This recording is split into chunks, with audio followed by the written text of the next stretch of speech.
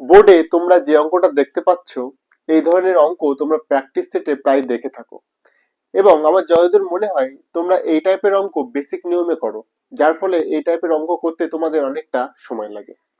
আচ্ছা, অঙ্কে কি বলছে? 18টি সংখ্যার গড় 124।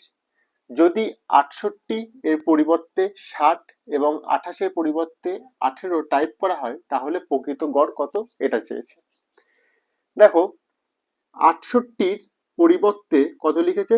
60 লিখেছে। আচ্ছা, কত কম লিখেছে? তুমি বলবে 8 কম লিখেছে। আচ্ছা, এবার 28 এর পরিবর্তে কত লিখেছে? 28 এর পরিবর্তে লিখেছে হচ্ছে 18। কত কম লিখেছে? তুমি বলবে 10 কম লিখেছে। এবার আমাকে স্রেফ বলো, টোটাল কত কম লিখেছে ওরা? দেখো, প্রথমে 8 কম লিখেছে, এখানে 10 কম লিখেছে, তার মানে টোটাল 18 কম লিখেছে। আচ্ছা, এবার যদি 18 কম লিখেছে, এটা তো কিসের সংখ্যা? যদি 18টার গড় আমি বার করতে চাই, তাহলে এই 18 দিয়ে আমি ভাগ করব। 18 দিয়ে ভাগ করলাম, তাহলে গড় দেখলাম 1 কমেছে। এবার 1 কমার পর গড় কত এসেছে আমাদের? 124। তাহলে যদি 1 কম না হতো, তাহলে আমাদের সঠিক গড় কত আসতো?